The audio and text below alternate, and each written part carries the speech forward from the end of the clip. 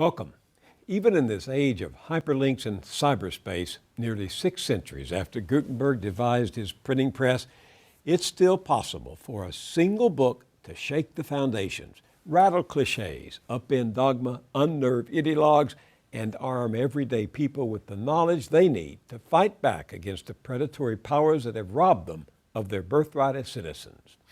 This is such a book, Capital in the 21st Century, by the French economist Thomas Piketty, the book of the season to many, to others, the book of the decade. Reviewers have called it a bulldozer of a book, magisterial, seminal, definitive, a watershed.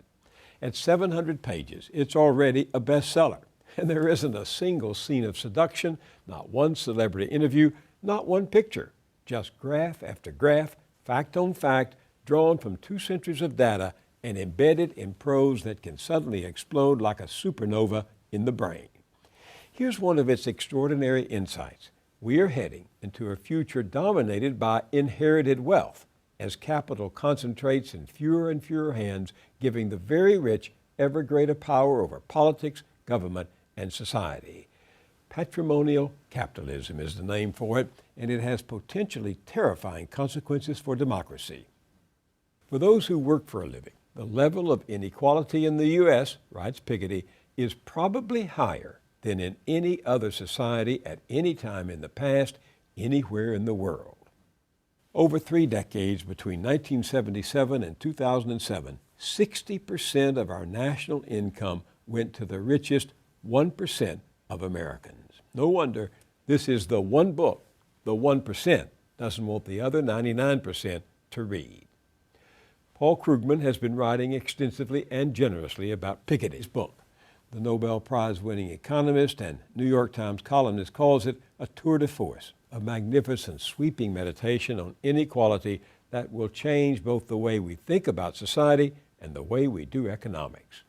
As scholar, author of many books, and widely read columnist and blogger, Paul Krugman has himself changed a lot of thinking on politics and economics. Welcome back. Hi.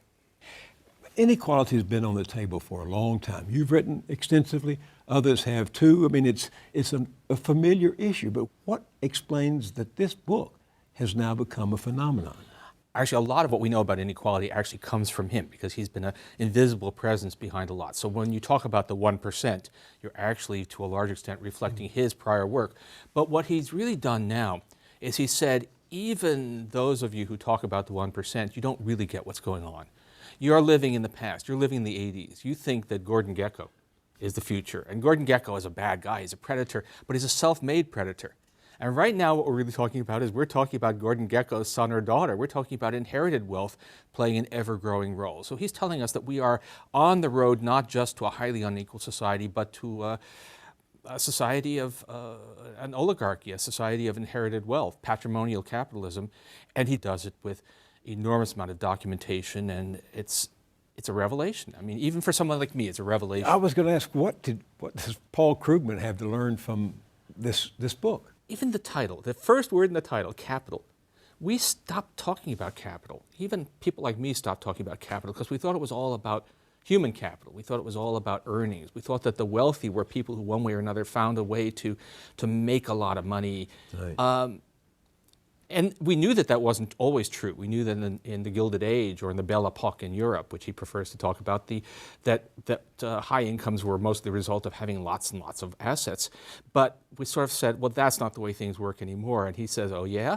It turns out that you're wrong, that it's true that right now, a lot of high incomes in America are people who didn't start out all that rich, but we're rapidly moving towards a state where inherited wealth dominates. I didn't know that. I should have known it. I should have thought about it, but I didn't. And so then here comes this book with, I mean, it's beautiful. It happens to be analytically beautiful, if that makes any sense at all to the viewers. As you know, I'm no economist, but I found this book, as I said in the opening, just very readable, and suddenly there'd be this moment of epiphany. Yeah, it's a real eureka book. You suddenly say, oh, the world is not the way I saw it. The world, in fact, has moved on a long way in the last 25 years and not in a direction you're going to like, because we are seeing not only great disparities in income and wealth, but we're seeing them get entrenched.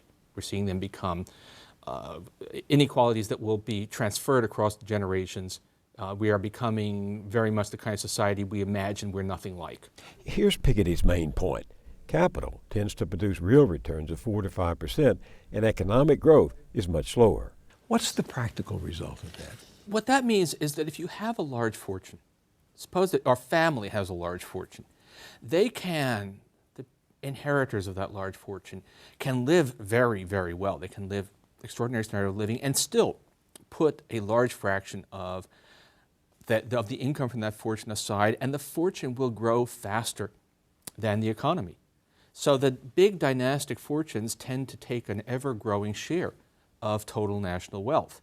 So when you have a situation where the returns on capital are pretty high and the growth rate of the economy is not that high, you have a situation in which not only can people live well off inherited wealth, but they can actually pass on to the next generation even more, an even higher share. And so it's all, in his terms, R, the rate of return on capital, and G, the rate of growth of the economy.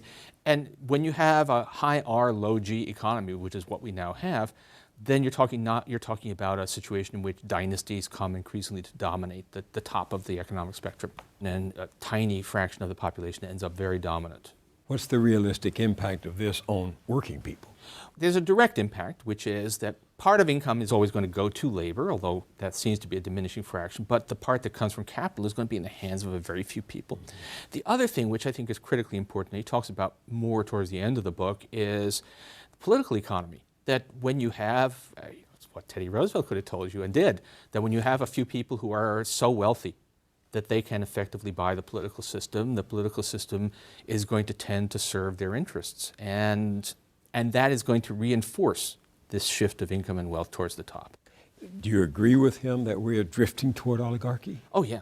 Oh, I don't think that's even, I don't see that there's any question of it. If you look at certainly if you look at what we know already, and we're learning more, we know already about the concentration of income, of wealth, you can see that it is growing. You can see that, and you can actually see, I spent a little while just sort of going through the Forbes 400 list. And what you find is already there's an awful lot of inherited wealth in there. It's no longer a list of self-made men.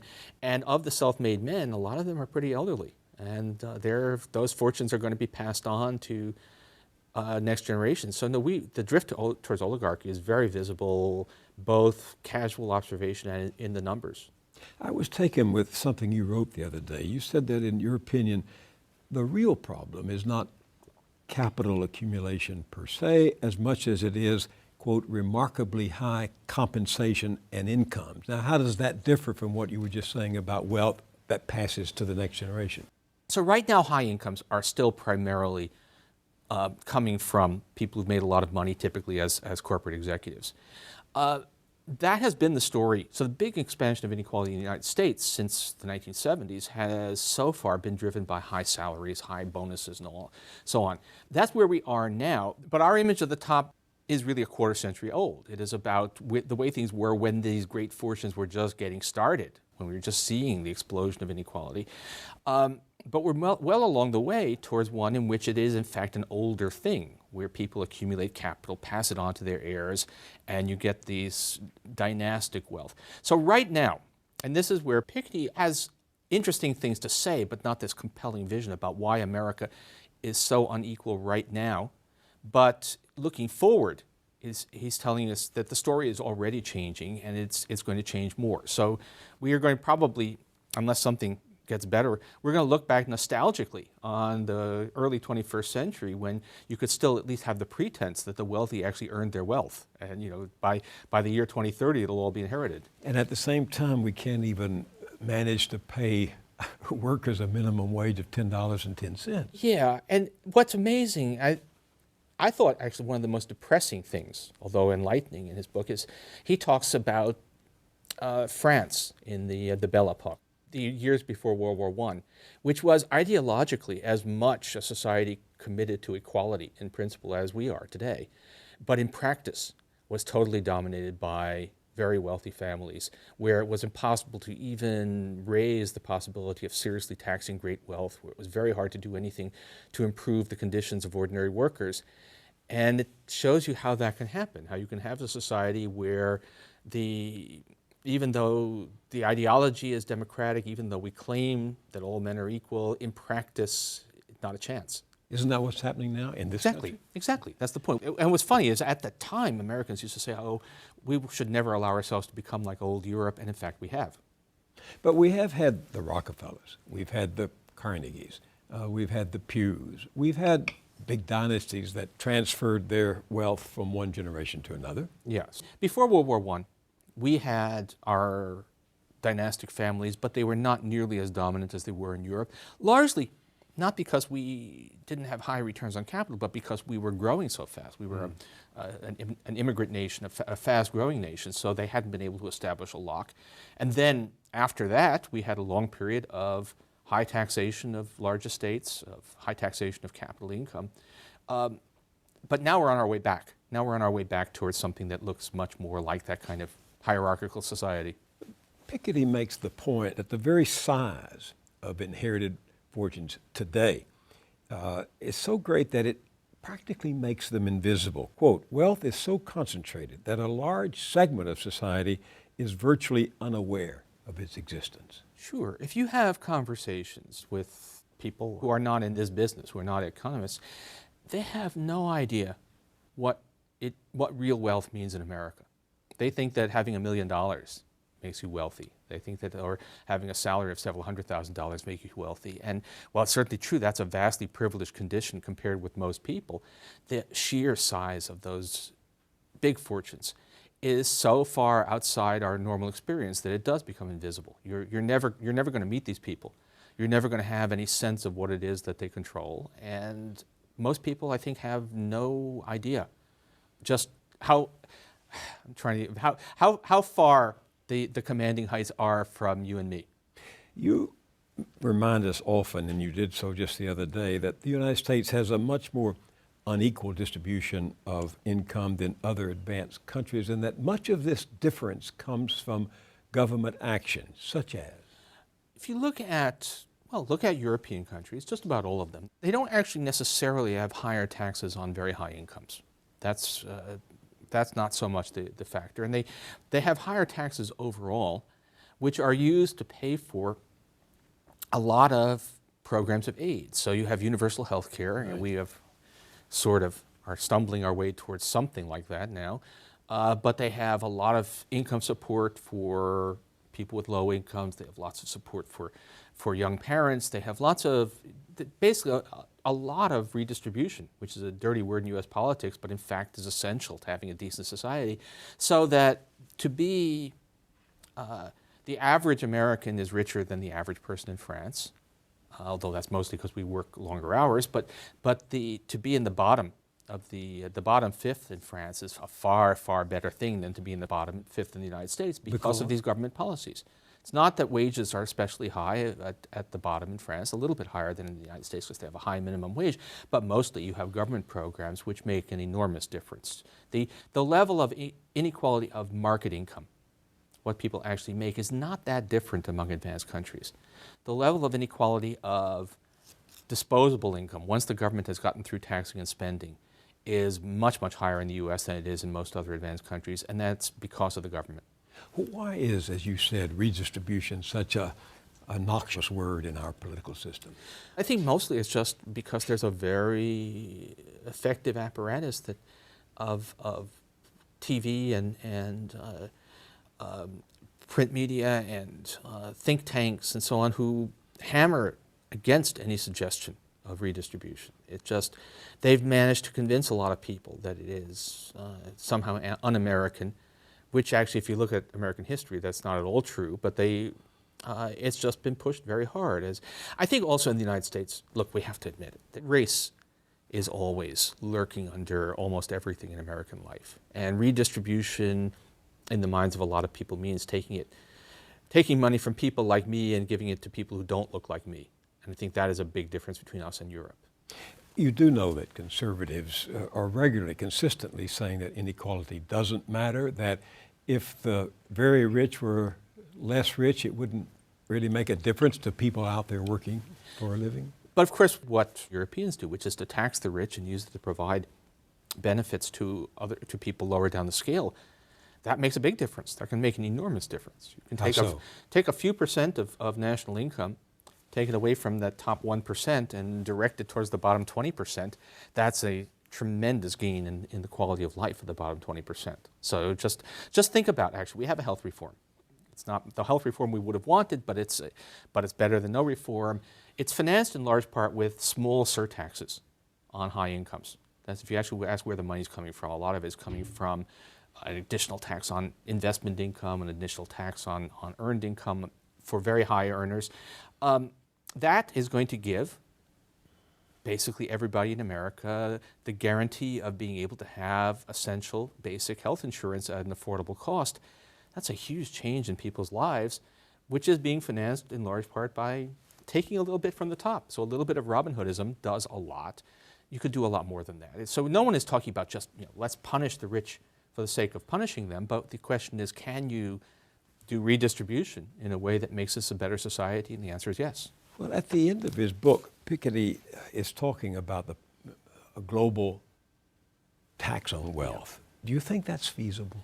Well, is it feasible politically? If the United States were behind it, lots of things would become possible. If the United States were to support this, then I think you could pretty much guarantee that enough Europeans would be willing to go along. And while there would be some countries that would, rogue countries that would want to serve as havens for tax evasion, that we would have a lot of leverage over them. So really, it's not that the international global system makes this impossible. It's the U.S. political system that makes it look impossible right now, and then that can change. But given the dysfunction of Congress, given the fact that the Supreme Court has in effect decided to enable corporations and the rich to consolidate their hold on our political system, do you have any hope of the kind of change that both Piketty and you would advocate? I think you don't give up hope on these things. We have, look at the American political tradition. One of the interesting things that Piketty says is that serious progressive taxation of high incomes and great wealth is an American invention. We invented it, and we invented it in the early 20th century, right at the peak of our Gilded Age, and somehow we found it in ourselves to find political leaders, people like Teddy Roosevelt, who are willing to say, this is a bad thing. We do not want the society that is emerging here. So I think things can change. If you ask, are we going to get a global wealth tax before the 2016 election? Well, no, we're not. Might we get one by the 2024 election? Possibly. You wrote something the other day that's hard to forget. You said there's such an ugliness in America right now. Yeah. This is one of the things that puzzles me, actually, about my own country, which is, it's one thing to have disparities of income and wealth and to have differing views about what we should be doing about it, but there is a level of harshness in our debate, mostly coming from the people who are actually doing very well. So, we've had a parade of billionaires whining about being, the incredible injustice that people are actually criticizing them, and then comparing anyone who criticizes them to the Nazis. It's almost a tick that they have. This is very strange, and it's kind of scary because it's one thing if someone without a lot of power seems to be going off into a rage for no good reason, but these are people who have a lot of influence because of the amount of money they control. Given what you've just said, and given the fact that there's this ugliness, what do you think it's going to take? A mass uprising? Consistent demonstrations? Insurgent politics? How are we going to stem the tide that he says is taking us into oligarchy? There's a negative and there's a positive take. Piketty seems to argue for much of the book that we only escaped from the old oligarchy for a while thanks to really disastrous events, thanks to wars and depressions, right, which disrupted the system. That's an argument you can make. On the other hand, if you read histories of the New Deal, you know that it didn't spring out of nowhere, that we had a progressive movement and a lot of proto-New Deal programs building for quite a long time. There was, in fact, a move in America. There was an increasing political, philosophical readiness to take on inequality of wealth and power. long before FDR moved into the White House. And so I think there are better angels of our nature, that there is this ugliness, and which can be frightening, but there is also a redemptive streak in here and in other places, and you don't give up hope on this, that given consistent argumentation, given events, and perhaps, as people become more aware of what is actually going on, then there is a chance of changing things. Do we know that? No, but there's nothing in what we know now that says that you should give up hope of being able to change this even without catastrophe. Paul Krugman, thank you very much for joining me. Well, thank you for having me on.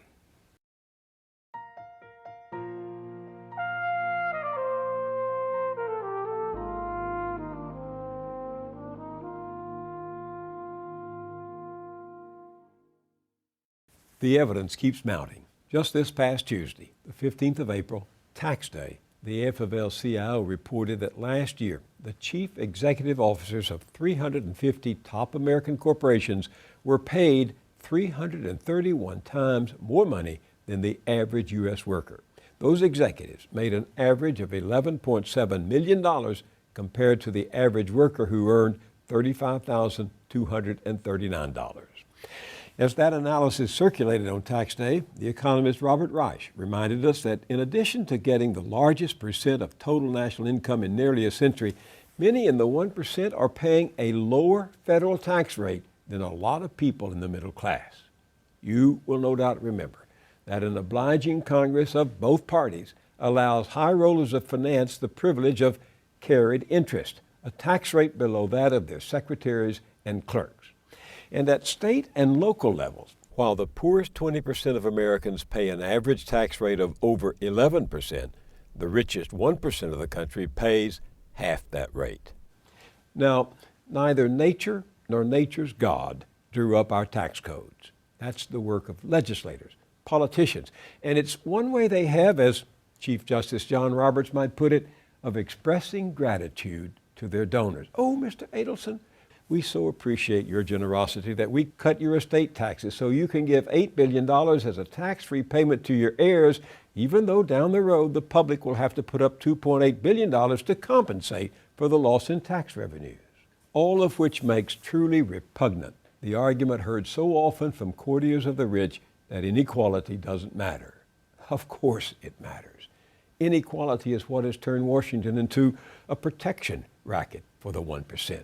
It buys all those goodies from government, tax breaks, tax havens, allowing corporations and the rich to park their money in a no-tax zone, loopholes, favors like carried interest, and on and on and on. Listen, there's a big study coming out in the fall from Martin Gillens at Princeton and Benjamin Page at Northwestern, based on data collected between 1981 and 2002. Their conclusion, quote, America's claims to being a democratic society are seriously threatened.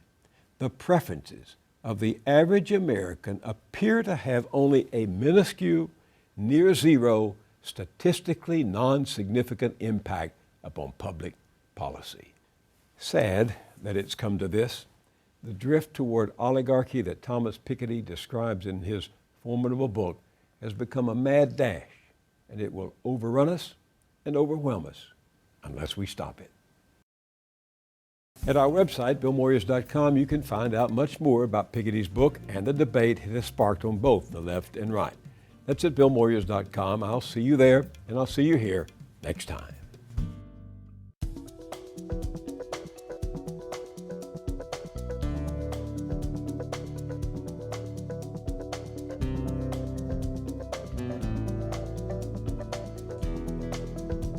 Don't wait a week to get more Moyers. Visit BillMoyers.com for exclusive blogs, essays, and video features.